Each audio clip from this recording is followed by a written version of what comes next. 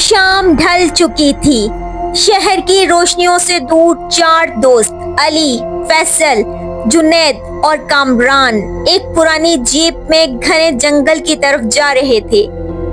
इनका मकसद सिर्फ एक था, कैंपिंग और एडवेंचर।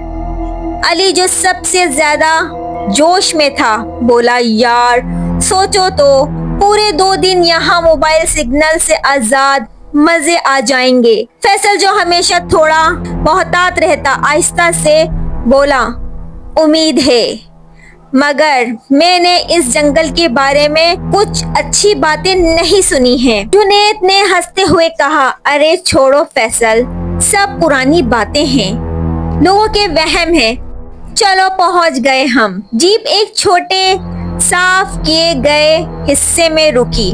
चारों ने मिलकर टेंट लगाया। जैसे ही इन्होंने आग जलाई, अंधेरा चारों तरफ से उन्हें घेरने लगा। जंगल की खामोशी अब एक भारी सन्नाटे में बदल चुकी थी, जिसमें सिर्फ आग की चट चट और कहीं दूर जंगली जानवरों की मध्यम आवाजें थीं। खाना खाने के बाद चारों दोस्तों ने आग के इर्द गिर्द बैठकर खौफनाक कहानियां सुनानी शुरू कर दी। जब जुनैद एक चुड़ैल की कहानी सुना रहा था, तब अली ने अचानक इसे टोका, रुको, क्या तुमने वो आवाज सुनी? सब खामोश हो गए।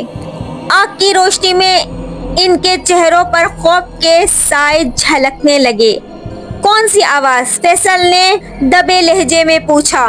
इससे लगा कि कोई रोते हुए सिसक रहा है। बाहर कैंप से थोड़ी दूर अली ने जवाब दिया।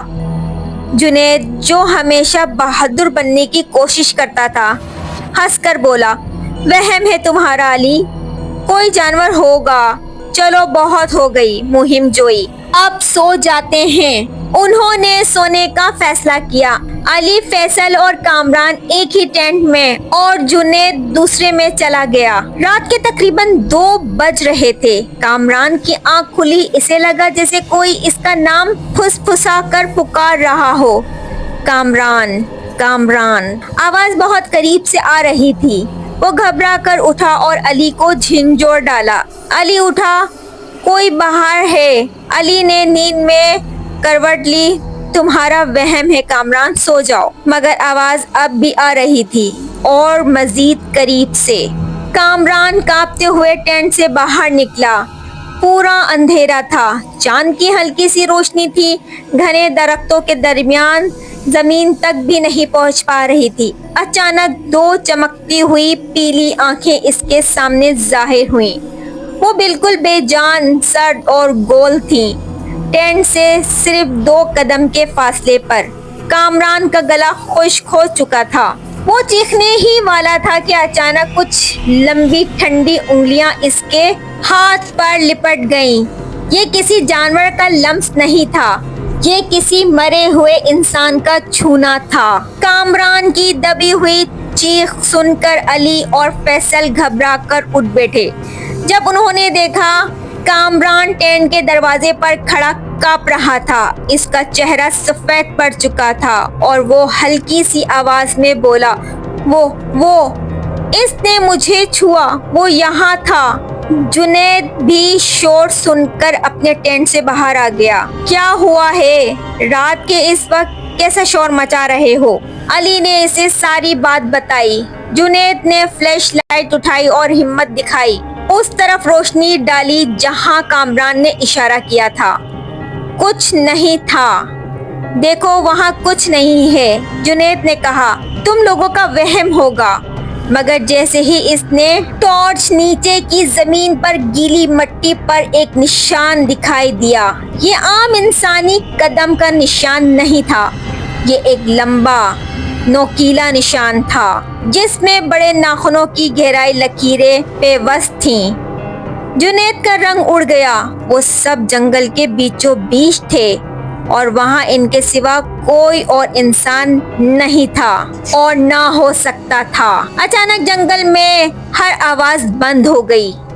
न कोई झिंगरों की, न हवा की, न परिंदे की, सिर्फ मुकम्मल खामोशी। और फिर वही फुसफुसाती आवाज एक बार फिर गूंजी, मगर इस बार ऊपर से। उन्होंने खौफ से सर उठाकर देखा। दरख्त की ऊंची शाख पर, जहां चांद की रोशनी भी नहीं पहुंच पा रही थी, एक साया बैठा था, लंबा, दुबला और अजीब हद तक मुड़ा हुआ।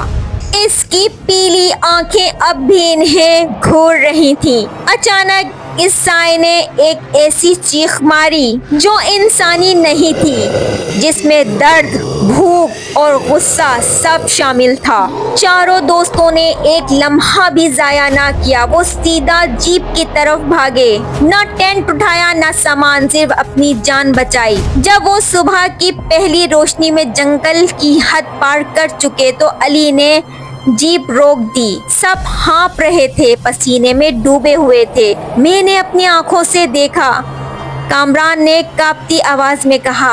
अली बोला, मैं दोबारा कभी जंगल में कैंप नहीं लगाऊंगा। लेकिन जब फैसल ने गाड़ी के साइड मिरर में देखा तो इसने अपनी गर्दन पर 2 सुर्ख निशान देखे।